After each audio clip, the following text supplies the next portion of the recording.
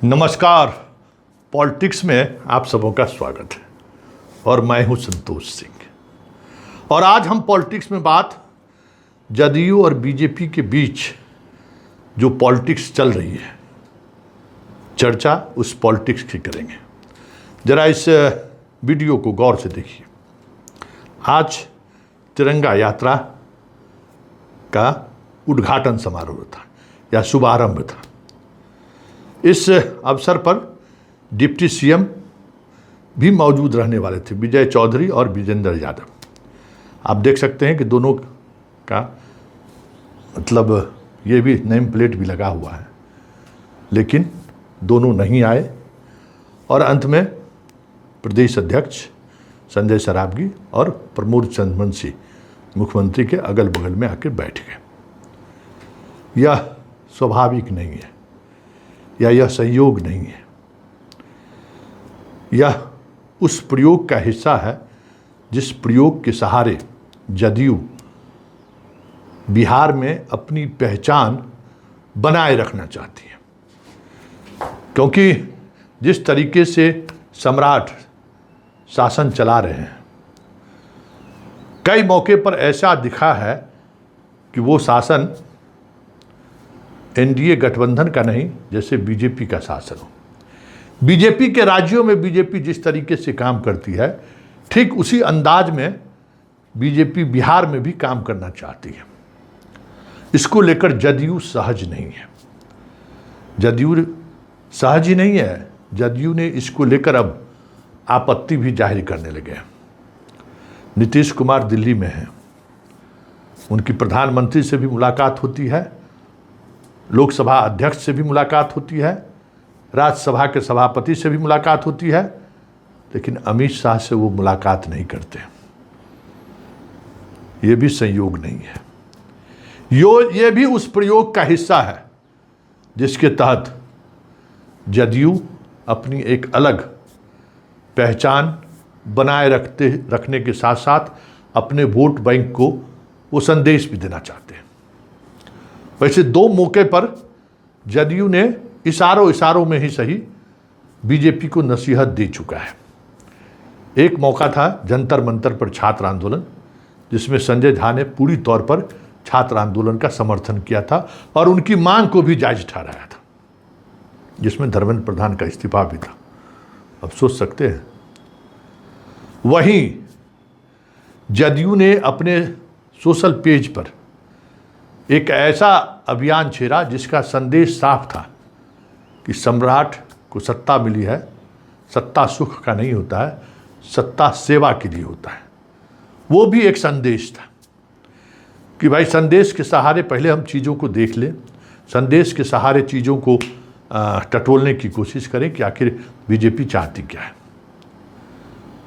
सबसे बड़ा प्रतिवाद या किसी विषय को लेकर हुआ है तो वो था जो मॉडल स्कूल बना है उसका नाम और फिर गेरुए रंग में स्कूल को रंगना। ये पूरी जदयू को असहज कर दिया है और जदयू के थिंक टैंक अब मानने लगे हैं कि बीजेपी को समय समय पर सलाह नहीं देनी है, सजग भी नहीं करना है, अब उससे सवाल करना है और उनको ये जताते रहना है कि यह आपकी सरकार नहीं है और ना ही ये आपका मैंडेट है। यह नीतीश कुमार के चेहरे पर चुनाव हुआ और ये मैंडेट नीतीश कुमार का है। परिस्थिति बस नीतीश कुमार सत्ता से बाहर हुए हैं, लेकिन ये बात बीजेपी को समझनी होगी कि ये मैंडेट एनडीए का है, नीतीश के फेस का है। इसलिए कोई भी ऐसा काम जो बीजेपी के एजेंडे पर आधारित होगी या फिर जो काम पूरी तौर पर संघ के द्वारा संचालित होगा, उस पर अब जदयू चुप नहीं बैठेगी। तिरंगा यात्रा को लेकर हमें नहीं लगता है कि जदयू को कोई आपत्ति होगी। तिरंगा राष्ट्र सम्मान की बात है, लेकिन जिस तरीके से तिरंगा यात्रा को लेकर सरकार कैबिनेट में फैसला लेती है, राशि आवंटित करती है, 6 करोड़ से अधिक की राशि आवंटित किया है और उसके बाद आज से उसका शुभारंभ करते हैं। ये कोई 150वां वर्ष नहीं है, ये कोई 75वां वर्ष नहीं है। 75वें वर्ष के मौके पर पूरे देश में हर घर में लोग तिरंगा फहराया था, हर घर में लोग तिरंगा लगाए थे। लेकिन आज इसकी ज़रूरत नहीं है। आज ऐसी कोई बात नहीं है जिसको लेकर इस तरीके से राज्य सरकार के द्वारा इस अभियान की शुरुआत किया जाए और राज्य सरकार इसको लेकर गांव-गांव तक पहुंचे। तो आज दोनों उप मुख्यमंत्री का अनुपस्थित रहना एक तरह से सांकेतिक तौर पर इन्होंने विरोध दर्ज किया है कि आप अपने एजेंडे पर मत चलिए, हमें तिरंगा से कोई गुरेज नहीं है, लेकिन जो एजेंडा है वो एजेंडे से आपको परहेज करना होगा। अब इसका कितना असर पड़ेगा आने वाले समय में दोनों के रिश्तों के बीच, लेकिन एक बात तो तय है कि नीतीश कुमार दिल्ली में है और दिल्ली की सियासत जो संकेत दे रहा है, उस संकेत में शाह और मोदी के बीच जो कुछ भी चल रहा है, उस खेल में जदयू भी एक पक्ष के तौर पर मोदी के साथ खड़े दिखना चाहते हैं। यह साफ अब दिखने लगा है। अशोक चौधरी दामाद बेटी के साथ अमित शाह से मिलने गए थे, ये भी संयोग नहीं है। बात समझ गए ना?